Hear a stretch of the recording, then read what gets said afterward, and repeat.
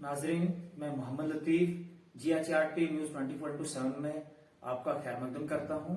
मेरे साथ अभी एक शख्सियत जुड़ी है जो कि तारीफ के हम जितनी तारीफ करें उतनी कम है।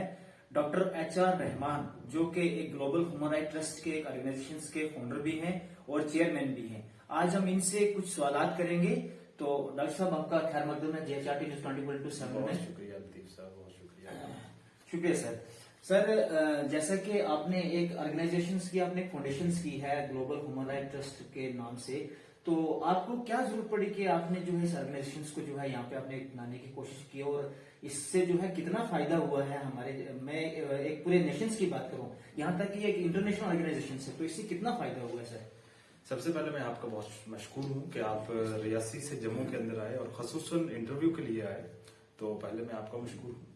उसके बाद मैं अपनी जितनी भी जनता है और नौजवान खास करके जो हमारी ऑर्गेनाइजेशन के साथ जुड़े हैं और वो दिन रात खड़े हैं, मेहनत कर रहे हैं, मैं उनका भी बहुत मशकूर हूँ और उनको मुबारकबाद भी पेश करता हूँ कि वो ऐसी एक अच्छे कॉज के लिए हमारे साथ जुड़े हैं। देखिए लतीफ साहब, जैसे जहां तक ग्लोबल ह्यूमन राइट्स ट्रस्ट का ताल्लुक है, 2021 के अंदर, जनवरी 21 के अंदर इसका हमने उद्घाटन किया था, जम्मू से ही किया था। श्री गुरचैन सिंह चाड़क जो फॉर्मर मिनिस्टर थे, वो उनके शुभ हाथों से हमने इसका आरंभ किया और उसके बाद ये सिलसिला जो है वो दिन रात जारी है। लोग जो है वो दिन रात मेहनत कर रहे हैं एक अच्छे कॉज के लिए और अच्छे काम कर रहे हैं। मैं तमाम जितने भी हमारे मेंबर्स हैं पूरे हिंदुस्तान के अंदर जहां जहां भी हमारे साथ जुड़े हैं, मैं तमाम को मुबारकबाद पेश करता हूं कि एक अच्छे कॉज के लिए और बिना किसी सेल्फ इंटरेस्ट के लिए आप देश के लिए, आप दुनिया के लिए काम कर रहे हो, तो मेरी तरफ से आपको सलाम। उसके बाद जहां तक ताल्लुक है ऑर्गेनाइजेशन का, अलग अलग विषयों पे काम कर रही है। हमारे 4 मेन विषय जो है जिनको मुझे लगता था, जहां तक मैंने जो पर्सनली फील किया है, वो ये है कि हमारा जो यूथ है वो ड्रग्स के अंदर इस टाइम पूरी तरह से इन्वॉल्व है। उसको इन्वॉल्व करने में किन लोगों का हाथ है वो मैं आगे जिक्र करूंगा। उसके बाद हमारा जो मेन विषय है वो है इन्वायरमेंट, कि हमारा इन्वायरमेंट दिन ब दिन डिग्रेडेशन की तरफ जा रहा है, पोल्यूशन इतना ज्यादा तेजी से बढ़ रहा है, लेकिन इस पे किसी गवर्नमेंट का सिर्फ वो लोग एजेंडा तो बनाते हैं लेकिन अभी तक काम मैंने को नहीं देखा। तो मैं चाहता हूं हमारी ऑर्गेनाइजेशन इस लेवल पे काम करे ताकि हमें इन सब चीजों से जो जूझ रहे हैं हम उनसे हम निकल पाए। सर, हाल में ही में आपने एक प्लांटेशन कैंप का ऑर्गेनाइजेशन करवाया था, आपने एक प्लांटेशन कैंप लगवाए थे आपने, और हमने ये देखा था कि जम्मू के अंदर आपने बहुत से उसमें एक जो है पौधे डिवाइड किए थे आपने, तो आपने वो किन किन जगहों के ऊपर जो है उन पौधों की प्लांटेशन आपने करवाई और कहाँ तक वो जो है आपका मिशन सक्सेसफुल हुआ है, और अभी तक वो जो आपने प्लांटेशन की थी वो वैसे ही है कि उसके अंदर कहीं ना कहीं लोगों ने क्या कहते हैं कि उसको कहीं उखाड़ तो नहीं फेंका है कहीं को? देखिए लतीफ साहब, जैसा आपने प्लांटेशन कैंप की बात की, हम इसको प्लांटेशन ड्राइव कहेंगे, तो हमारी ऑर्गेनाइजेशन ने प्लांटेशन ड्राइव्स किए, न सिर्फ जम्मू के अंदर किए बल्कि हिंदुस्तान के अलग अलग रियासतों के अंदर किए, जिसमें आपने देखा होगा कि अरुणाचल प्रदेश के अंदर हमारी टीम ने काम किया जी सर, और काफी अच्छे तरीके से अच्छे लेवल पे किया। वहां 2 डिस्ट्रिक्ट है, एक अंजब डिस्ट्रिक्ट है और एक तिजू डिस्ट्रिक्ट है। हमारे वहां के एक नुमाइंदे हैं जो सिनान एस मिलाई, जो हमारे सेक्रेटरी हैं अरुणाचल प्रदेश के, उन्होंने अपनी टीम के साथ वहां पे 500 पेड़ जो है वो तिजू के अंदर लगाए और 500 पेड़ जो है वो उन्होंने अंजब डिस्ट्रिक्ट के अंदर लगाए। और वहां की एडमिनिस्ट्रेशन ने इतना ज्यादा साथ दिया, मैं वहां की एडमिनिस्ट्रेशन का भी मशकूर हूँ। और उसके बाद उन्होंने हेलमेट्स की ड्राइव की, उस पर बाद पे मैं आऊंगा, जो बाद में उस पर बात करेंगे हम। रही जम्मू की बात और जम्मू कश्मीर की बात, जम्मू कश्मीर के अंदर हमारे अलग अलग डिस्ट्रिक्ट्स के अंदर प्लांटेशन ड्राइव चली, जिसमें कुपवाड़ा डिस्ट्रिक्ट है, जिसमें हमारा गांधरबल डिस्ट्रिक्ट है, और खास तौर से जम्मू के अंदर, क्योंकि ये जम्मू एक काफी डेनेसिटी और काफी व्हीकल्स यहाँ पे ऑपरेट होती हैं, तो यहाँ पे पोल्यूशन का काफी ज्यादा खदशा रहता है। तो हमारी ऑर्गेनाइजेशन ने यहाँ जो जितने भी पब्लिक पार्क्स है, क्योंकि पेड़ वहां लगाया जाए, हमारी कोशिश है कि पेड़ उस जगह लगाया जाए जहां पे उस पेड़ की कदर कीमत जानी जाए। और हमने एक डिसाइड किया कि हम अपने जो पेड़ हैं वो हम पब्लिक पार्क्स के अंदर लगाएंगे, और खसूसन हमारी जो पब्लिक की जो एडमिनिस्ट्रेशन है वहां की, उनसे बात हुई, हमने कहा कि हम पेड़ तब लगाएंगे जब उस पेड़ की आप केयर करेंगे। तो मैं एडमिनिस्ट्रेशन का भी मशहूर हूं, उन्होंने कहा सर ठीक है, हमारे लोग बिल्कुल पेड़ों की कदर करेंगे। तो हमने महाराजा हरि सिंह के अंदर 500 पेड़ जो है वो डोनेट किए और खुद भी हमारे लोगों ने पहले जाकर लगाए। उसके बाद उन्होंने कहा सर कि हम हमारे लोग खुद इन पेड़ों को लगाएंगे, तो हमने उनको 500 पेड़ दिए। उसके बाद गुजर नगर से हमारे पास कुछ लोग आए, वहां की कुछ कमेटी थी, कमेटी के कुछ सदर लोग हमारे पास आए। उन्होंने कहा सर हमें भी पेड़ों की जरूरत है, तो अगर पॉसिबल है कि हमें भी पेड़ दे दें। तो मैंने उनको कहा कि आपकी रिक्वायरमेंट्स कितनी है, तो उन्होंने कहा सर हमारी 100 पेड़ की रिक्वायरमेंट है। हमने एक पार्क जो है वो खुद डेवलप किया है। एडमिनिस्ट्रेशन से हमने कई बार रिक्वेस्ट की, लेकिन एडमिनिस्ट्रेशन ने पेड़ नहीं दिए।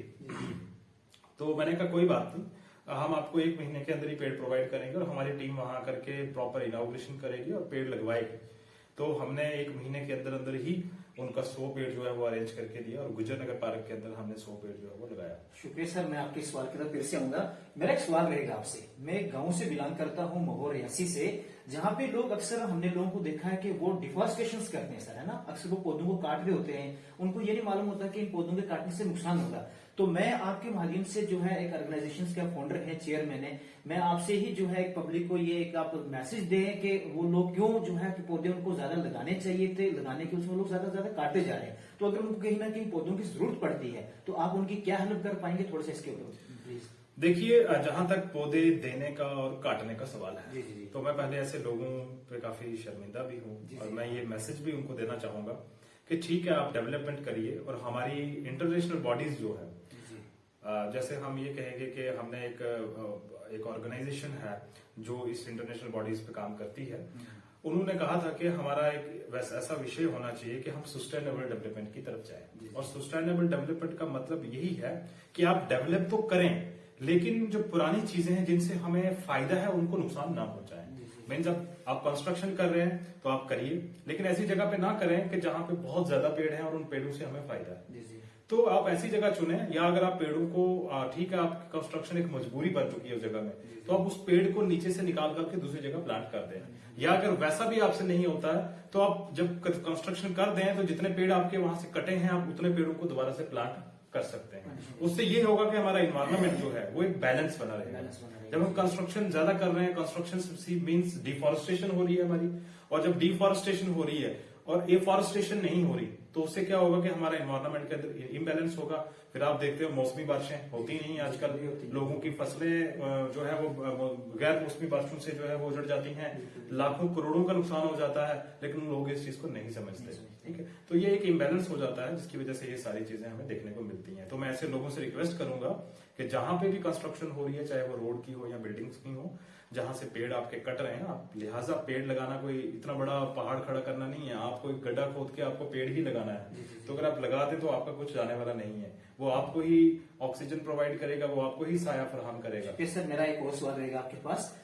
जैसा कि आपने एक फाउंडर होने के नाते अभी हाल ही में हमने देखा बहुत से न्यूज़पेपर के ऊपर वो चीज बड़ी छाया हुई है, बहुत ज्यादा उसकी पब्लिसिटी हुई है कि आपने जम्मू जीएमसी के अंदर एक ब्लड डोनेशन कैंप जो है ऑर्गेनाइज करवाया है, जिसके अंदर हमें बहुत खुशी हुई। हमने देखा कि बहुत से शायद डोनर्स वहां पे आए थे, लोगों ने आके ब्लड डोनेट किया है। तो आपने किस तरीके से जो है क्या कहते हैं कि यूथ साहब के साथ जुड़ा और किस तरीके से आपने लोगों को मोटिवेट किया और ये ब्लड डोनेशन कैंप करवाया, इसका कितना ज्यादा फायदा जो है आए दिन यहाँ पे हम लोग देखते हैं बहुत सारे एक्सीडेंट्स हो जाते हैं, बहुत से मरीज ऐसे आते हैं कि जिनको ब्लड की जरूरत होती है। हम कैंसर के मरीज की बात करें, किडनीज लोगों की क्या कहते हैं कि फेलियर्स होती हैं, तो उनको अक्सर रिक्वायरमेंट ब्लड की होती है, तो जो कि वहां पे नहीं अवेलेबल होता। तो हम तो पहले तो शुक्रिया अदा करें कि आपने इतने से डोनर्स को वहां पे लाके तो आपने उनका ब्लड डोनेट वहां पे करवाया। तो ये कितना किस हद तक ये सक्सेसफुल रहा और किस हद तक आपको जो है क्या कहते हैं कि इसमें मेहनत करनी पड़ी, थोड़ा सा इसके ऊपर बात करेंगे। देखिए, जहां तक ब्लड डोनेशन का ताल्लुक है, जी जब इंसान कोशिश करता है तो कोशिश करने वालों की कभी हार नहीं होती। ये मैं नहीं कहता, ये हमारे बुजुर्ग लोग कहते हैं, और वही कोशिश हमने की, क्योंकि हमें आए दिन फोन कॉल आते हैं। अब एक ऑर्गेनाइजेशन हमने खड़ी की है तो हमारे पास लोगों की रिक्वेस्ट भी आती है कि सर हमें खून की जरूरत है। और मैं ये सिर्फ आपको नहीं, मैं कैमरा में ये चीज ठोक के कह रहा हूं कि हमने ऐसे लोगों की मदद भी की है। वो अगर मेरी बात को सुन रहे हो वो जरूर कमेंट में भी अपना जो है वो अपनी राय रखेंगे। हमने ऐसे लोगों की मदद भी की है, लेकिन अगर मुझे अकेले को एक दिन में फोन आ रहे हैं, 10 या 15 फोन कॉल्स आ रही है कि सर हमें ब्लड्स की रिक्वायरमेंट है, तो मैं 10-15 लोगों के लिए अरेंज करना मेरे लिए मुश्किल है। तो इसीलिए हमने कोशिश की, यूथ को इन्वॉल्व किया हमने और उनको एक मैसेज दिया कि हम एक ब्लड डोनेशन कैंप करवाएंगे और जिसमें ऐसे लोगों की मदद हो सके जो खून की जिनको बहुत ज्यादा रिक्वायरमेंट है। और हमने देखा अक्सर कि कुछ लोगों की अमवात जो हो जाती है सिर्फ इसी वजह से हो जाती है कि उनको टाइम पे खून नहीं मिलता। और जो हमने ब्लड डोनेशन कैंप करवाया था जीएमसी के अंदर, उसमें काफी बढ़ चढ़ कर जो है नौजवानों ने हिस्सा लिया और 20 से ज्यादा डोनर्स आए, उन्होंने खून दिया। और मैं AU bank, AU small finance bank, उनका भी मैं तहे दिल से शुक्रगुजार हूं कि वो अपनी टीम को पूरा लेकर के आए थे। जो यहाँ के ब्रांच मैनेजर साहब हैं साहिल जी, वो अपनी टीम को लेकर के आए थे। और हमारी सेना के जवान वो हॉस्पिटल में थे और वो भी आए, कहते हैं सर हमने भी खून देना है। तो उनके भी 4-5 लोग आए, उन्होंने कहा उन्होंने भी अपना ब्लड डोनेट किया। तो हमारी सेना के जवान जो है वो हर तरफ खड़े रहते हैं, पहाड़ों पे, बॉर्डर्स पे, या हम देखें बारिश हो या धूप हो, हमारी सेना के जवान लोगों की मदद के लिए हमेशा खड़े रहते हैं। और जब खून देने की बारी आई तो वो सबसे आगे वो रहते हैं। बाकी मेरी ग्लोबल ह्यूमन राइट्स ट्रस्ट के जो लोग थे, मैं उनका बहुत मशकूर हूँ। वो बढ़ चढ़ कर हर चीज में, मैं जो भी चीज कहता हूँ उनको कि हमने ये प्रोग्राम करना है, तो वो पहले ही तैयार रहते हैं इस चीज के लिए। तो बड़ी अच्छी टीम मेरे साथ काम कर रही है। सर मेरा एक और छोटा सवाल रहेगा आपके पास। अक्सर सर हमने देखा है कि लोग जब हॉस्पिटल्स के आते हैं, एक पेशेंट आता है तो पेशेंट के साथ 2 से 3 अटेंडेंट्स होते ही होते हैं।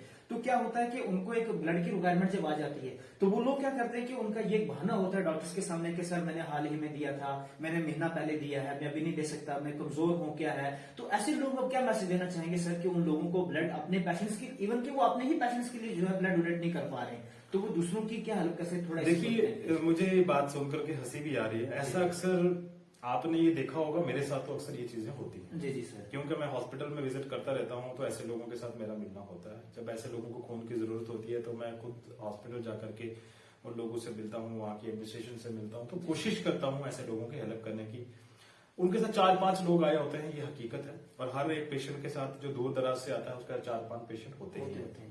लेकिन फिर भी वो डिमांड करते हैं कि हमें खून किसी और से मिल जाए। भाई आप लोग क्यों नहीं दे सकते, है ना? तो मैं ऐसे लोगों को भी यही कहूंगा कि वो जब उनको डॉक्टर्स कहते हैं तो वो कहते हैं सर मैंने पहले दिया हुआ है, या अलग अलग तरह के बहाने बना करके वो अपने आप को बचाने की कोशिश करते हैं। उनको लगता है कि हम खून देंगे शायद क्या पता हमारी जिंदगी मौत का सवाल ना आ जाए यहाँ। तो ऐसे लोगों के लिए भी एक मैसेज देना चाहूंगा कि देखिए, आप ठीक है, आप की जब सेहत अच्छी है, आप सब तंदुरुस्त है और आपकी फैमिली के अंदर एक इंसान को खून की जरूरत है, तो आपको सबसे पहले आपको सामने आना चाहिए। ठीक है, एक्टिविस्ट काफी अच्छे लोग इस दुनिया के अंदर हैं, वो हमेशा हर दूसरों के लिए तैयार रहते हैं। लेकिन कम से कम आप अपने लोगों के लिए तो खुद तैयार आपको रहना जरूरी है। तो मैं ऐसे लोगों के लिए यही मैसेज दूंगा कि खून देने से, आज तक दुनिया के अंदर मैंने नहीं पढ़ा है कि खून देने से किसी की जिंदगी जो है वो चली गई है या वो मर गया है, ये मैंने आज तक नहीं सुना। बट मैंने ये हर दिन सुना है कि खून किसी को जरूरत है और उसको नहीं मिला, उसकी जान जा रही है। तो आपके खून देने से किसी की जान अगर बचती है तो आपको देना चाहिए, मैं ये कहूंगा। और दूसरी चीज है कि अगर साइंस आप लोगों ने, मैं सब लोगों को ये तो नहीं कहूंगा कि सारे लोग पढ़े लिखे हैं, कुछ लोग अनपढ़ भी हैं और हमारे आजकल के पढ़े लिखे भी अनपढ़ बनने की कोशिश करते हैं। तो साइंस यही कहती है कि आप साल में 4 बार खून दे सकते हैं अगर आपकी हेल्थ कंडीशन अच्छी है। आप तीनों टाइम का अच्छा खाना खाते हैं, आपकी हेल्थ कंडीशन अच्छी है, तो आप 4 बार दे सकते हैं। लेकिन आजकल के इस निजाम में मैं यही कहूंगा कि हम चलो 4 बार तो ना दें, कम से कम 2 या 3 बार तो हम दे सकते हैं एक साल में। जिंदगी में एक बार भी खून नहीं दिया, कुछ लोग ऐसे भी हैं वो कहते हैं मैंने आज तक कभी नहीं दिया, और वो डरता है देने से कि क्या पता मैं खून दूंगा, मेरा क्या पता यही काम ना हो जाए। तो मैं ऐसे लोगों को ये कहूंगा कि आपके खून देने से आपकी हेल्थ कंडीशन जो है वो इम्प्रूव होती है, आपका बॉडी के अंदर कोलेस्ट्रॉल लेवल होता है, आपके बॉडी के अंदर जो गंदे मादास होते हैं, केमिकल्स होते हैं बॉडी के अंदर, वो आपके खून दान करने से वो चीजें निकल जाती हैं और आपके हार्ट अटैक होने के चांसेस कम हो जाते हैं।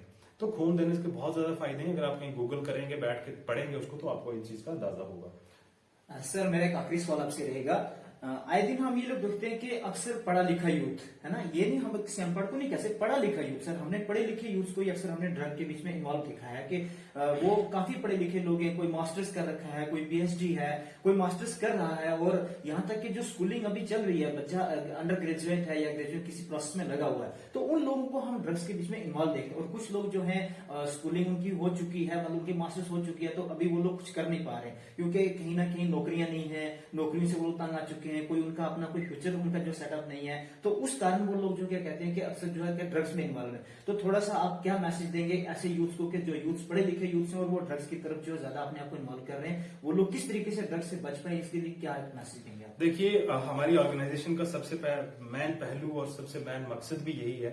हमने अपने बाईलॉज के अंदर सबसे पहला ड्रग्स का नाम दिया है। वो इसलिए दिया है कि ड्रग्स के अंदर हमेशा यूथ इन्वॉल्व होता है, और ऐसा यूथ इन्वॉल्व होता है जो एक एजुकेटेड यूथ है। बिल्कुल एजुकेटेड यूथ है। तो वो क्यों जा रहा है, हमें ये चीज जानने की जरूरत है। देखिए आजकल जहां तक एक पढ़ा लिखा नौजवान वो यही चाहता है कि मैं पढ़ लिख करके एक नौकरी, अच्छी नौकरी करूं और एक अच्छी जिंदगी बसर करूं। लेकिन जब वो पढ़ लेता है 20 या 25 साल, वो अपनी मास्टर कंप्लीट करता है, उसके बाद अपनी डॉक्टरेट करता है, इतनी सारी दिन रात मेहनत करने के बावजूद जब वो पढ़ता है, 25 साल जिंदगी के देना एक बहुत बड़ी बात है। क्योंकि जो लोग पढ़ते हैं, जो नौजवान जिनको पता है, जिन्होंने पढ़ाई की है, वो ये इस चीज को समझ सकते हैं। तो एक 10वीं फेल नेता या एक 12वीं फेल नेता जो बड़ी बड़ी कुर्सियों पे बैठे हैं, जो वहां से पूरी निजाम चला रहे हैं, वो इस चीज को नहीं समझ सकते। देखो मैं साफ बात कहता हूँ, मेरी बात किसी को चुप भी रही होगी तो वो निजाम को नहीं चला सकते। सबसे पहला हमारा निजाम जो यहाँ का, वो बिल्कुल मैं उस पर बिल्कुल सहमत नहीं हूँ, क्योंकि हमें एजुकेटेड लोगों को ही डेमोक्रेसी के अंदर लाना चाहिए, लेजिस्लेचर के अंदर लाना चाहिए। तो सबसे पहले हमारा निजाम ही ऐसा है कि हम अनपढ़ लोगों को उठा के टिकटें दे देते हैं और उनको मिनिस्टर्स बना करके कुर्सियों पे बैठा देते हैं, और आईएएस ऑफिसर्स और पढ़े लिखे नौजवान उनके आगे काम करते हैं।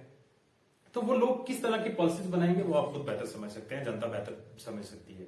तो सबसे पहले हमारा जो डेमोक्रेटिक सेटअप है वो बिल्कुल मैं उस पर सहमत नहीं हूँ कि हमारे डेमोक्रेटिक सेटअप को चेंज करने की जरूरत है। वहां एजुकेटेड लोगों को लाने की जरूरत है, वही हमारे एजुकेटेड यूथ की भावनाओं को समझ सकते हैं। दूसरी बात जहां तक आपने की कि यूथ ड्रग्स के अंदर इन्वॉल्व है, जब उसको नौकरियां नहीं मिलेंगी, जब उसको रोजगार नहीं मिलेगा, तो वो कहीं ना कहीं डिप्रेशन में जाएगा। और जब डिप्रेशन का शिकार इंसान होता है, वो उन्हीं को पता है जो लोग इस टाइम इन सब चीजों से जूझ रहे हैं, तो डिप्रेशन के अंदर इंसान कोई भी कदम उठाने के लिए तैयार है। वो फिर चोरियां करेगा, क्राइम करेगा, क्योंकि वो मजदूरी करने के लायक नहीं है। क्योंकि जिसने पीएचडी की है, जो डॉक्टरेट लेके बैठा है, तो वो सब्जी तो नहीं बेचेगा, वो दुकान होटल तो नहीं चलाएगा। तो फिर वो ऐसी चीजों को इन्वॉल्व करेगा अपनी लाइफ के अंदर जिससे उसका स्ट्रेस लेवल कम हो। फिर वो ड्रग्स लेने की कोशिश करता है, और ड्रग्स में इस हद तक चला जाता है कि उसकी जान जो है वो एक दिन उसको अपनी जान से हाथ धोने पड़ते हैं। उसमें उसकी पूरी फैमिली इन्वॉल्व होती है, उसमें पूरा स्ट्रक्चर, निजाम, इन्वायरमेंट पूरा, एक इंसान ड्रग ले रहा है तो पूरी सोसाइटी उससे डिस्टर्ब होती है। तो मैं यही कहूंगा कि जो लोग ड्रग को बढ़ावा दे रहे हैं, जो ड्रग को जगह दे रहे हैं, क्योंकि ड्रग हमारे जम्मू कश्मीर या हिंदुस्तान के अंदर नहीं बनता, ये अफगानिस्तान के अंदर, ईरान के अंदर, पाकिस्तान के अंदर इसकी जो है वो ज्यादा पैदावार होती है, कल्टीवेशन होती है, तो वहां से ये इम्पोर्ट किया जाता है। तो इम्पोर्ट तब तक नहीं होता जब तक हमारी एडमिनिस्ट्रेशन, हमारा निजाम उसमें इन्वॉल्व नहीं है। तो कहीं ना कहीं मैं इसमें एडमिनिस्ट्रेशन को भी और हमारे निजाम को भी मैं इसमें गलत ठहराऊंगा कि उनकी नजर इस पे नजरसानी नहीं होती, तो हमारे ये बॉर्डर से क्रॉस होता है। तो ये हम लोगों को सोचना है, यूथ को सोचना है इस चीज के लिए कि आप अगर खुद इस चीज को रोकेंगे, खुद कोशिश करेंगे रोकने की, तो एक दिन ऐसा आएगा कि हमारा यूथ जो है वो ड्रग्स से जो है वो छुटकारा पा सकता है। और मैं आपको यही मैसेज दूंगा यार कि इन लोगों के प्लान या इन लोगों के निजाम पे मत रहिए। अगर आपकी नौकरी लगती है ठीक है, करें, आप जॉब करें। अगर नहीं लगती है तो आप एजुकेटेड हैं, आप अपने लिए बड़ी सारी चीजें क्रिएट कर सकते हो, पैदा कर सकते हो। 100 चीजें आज हमारे सिस्टम के अंदर है। आज टेक्नोलॉजी का जमाना है, आपको हर चीज मोबाइल फोन से, आपको लैपटॉप से मिल सकती है। तो आप बड़ी चीजें क्रिएट करके अपना एक छोटा रोजगार शुरू कर सकते हैं, अपनी जिंदगी को भी खुश रख सकते हैं, अपनी फैमिली को भी खुश रख सकते हैं, और जो आपके आसपास के जो लोग हैं उनको भी आपसे कुछ उम्मीदें हैं वो भी आप उनकी पूरी कर सकते हैं। तो मैं लास्ट में यही मैसेज दूंगा कि यूथ इस चीज की तरफ ना जाए। हमारी कोशिश है, हमारी टीम हर तरफ काम कर रही है, ड्रग्स जहां भी हॉटस्पॉट बने हैं उसको सामने लाने की, उनको बेनकाब करने की कोशिश कर रहे हैं। मैं यही अपील लास्ट में कहूंगा कि आप हमारे साथ जुड़िए, ऑर्गेनाइजेशन का एक प्लेटफॉर्म आपको हम प्रोवाइड करेंगे, और हमने ऐसी चीजों को खत्म करना है निजाम से जो आज हमारे यहाँ पे फैल चुकी है। शुक्रिया सर, GHRT न्यूज 2027 में आप इंटरव्यू देने के लिए बहुत बहुत शुक्रिया। नाजरीन, ये थे हमारे साथ डॉक्टर HR रहमान, जो के फाउंडर थे ग्लोबल ह्यूमन राइट ट्रस्ट के, और इनसे हमारे जो सवाल थे, इन्होंने हमें जिस तरीके से यूथ को बताया कि आपको ड्रग्स की तरफ नहीं जाना है, बहुत से अच्छे ऐसे रास्ते हैं कि आप पढ़ लिख कर कुछ नहीं कर पा रहे हैं, तो आप आइए, आप एक ऑर्गेनाइजेशन के साथ जुड़िए। यहाँ पे आपको एक प्लेटफॉर्म दिया जाएगा जिससे जो है क्या कहते हैं, आप किसी ना किसी अपना फ्यूचर सेटअप कर सकते हैं। इन्हें प्लांटेशन को लेकर जैसे बात करी, उन्होंने ये कहा कि किस तरीके से हमें प्लांटेशन करनी चाहिए। प्लांटेशन ना होने की वजह से क्या कहते हैं कि देखो बारिशें जो अनटाइमली बारिशें होती जा रही हैं। बाकी हमारा सवाल था इनके साथ एक, जिस तरीके से उन्होंने ये कहा कि हमें क्या कहते हैं कि किस तरीके से क्या कहते हैं कि अपने निजाम को चेंज करना है। तो नाज़रीन, जुड़िए रहे हमारे साथ और कमेंट बॉक्स में अपनी राय रखिए।